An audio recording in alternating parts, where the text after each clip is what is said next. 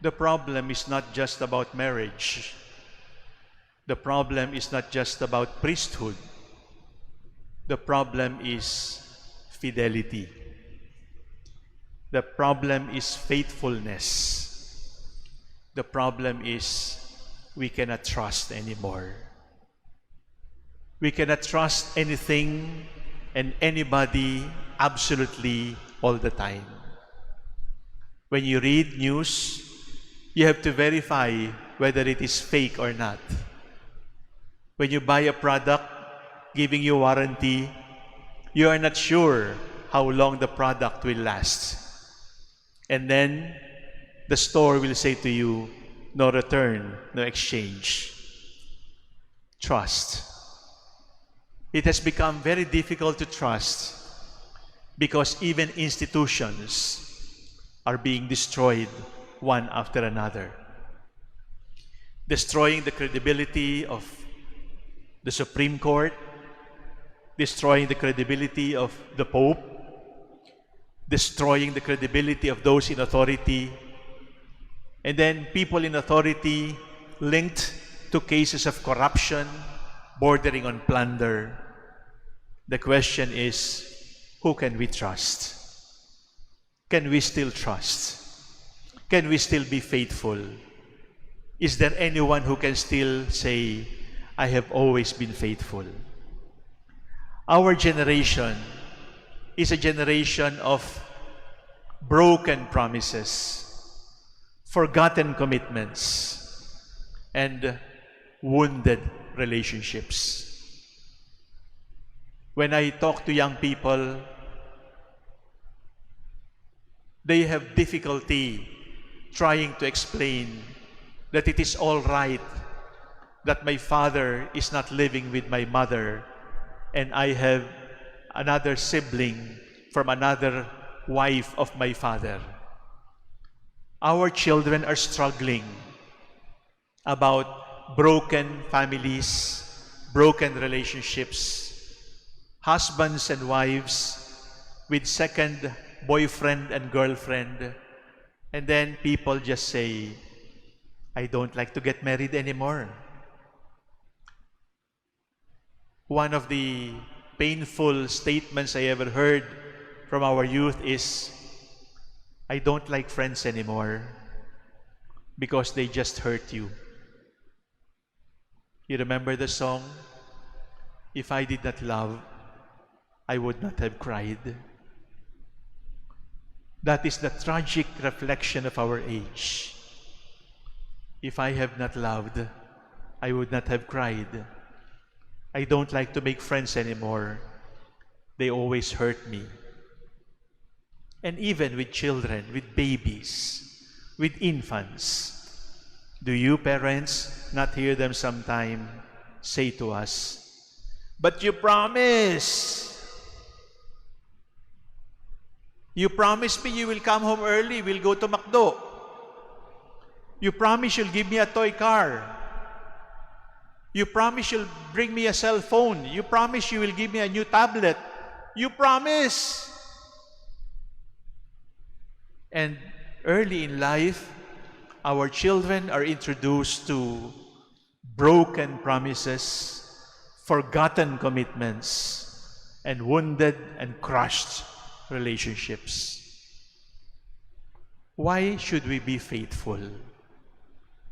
Why is fidelity important? First, fidelity makes you more human. Fidelity makes you more human. If you are faithful to your commitment, if you keep the promises you have made, you will also become fuller as a human being. In the same way that people who cheat, people who lie, people who live double lives, people who hide so many skeletons in the closet are actually less free, less happy, less human. That is the first reason. Fidelity makes you more human. Second, fidelity makes your life heavenly. To fall in love is romantic, but to stay in love is mystical.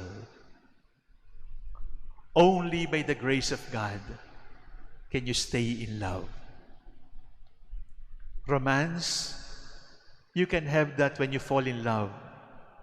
First time, second time falling in love.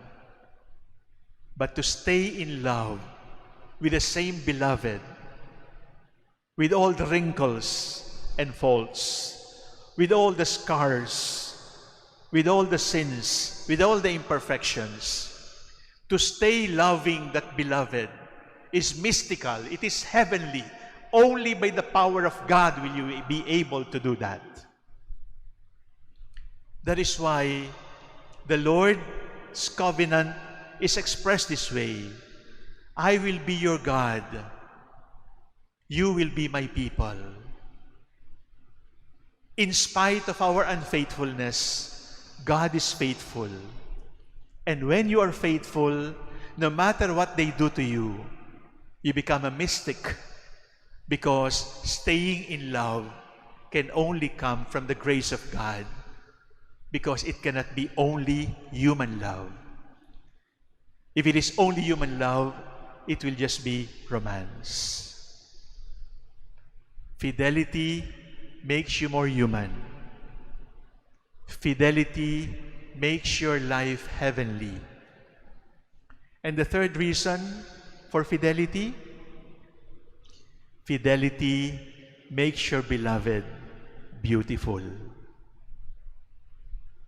Fidelity makes your beloved beautiful. Because God is always faithful to us. Each time God looks at us, even if we know our faults, God sees the beauty in us and He can be faithful. Our fidelity transforms others. Our fidelity makes others beautiful. Our fidelity makes others lovable, even if in their hearts they think they are not worthy. That is what fidelity does. And when fidelity is broken, you become ugly. And when commitment is broken, everybody becomes ugly for you, because you cannot trust anymore anyone. The Word of God for today is not just about divorce. It is something deeper than divorce. It is our capacity to be men and women of fidelity, to be men and women who are faithful, to be men and women who keep promises, who remember commitment, and who refuse to break others and wound others by their infidelity. We can do it only by God. I say it again, to fall in love is romantic, but to stay in love is mystical. And only by the power of God can you stay in love. Stay beautiful by being faithful. Experience heaven and earth by being faithful. See beauty around you by being faithful. Faithfulness is heavenly. It makes all of us more beautiful.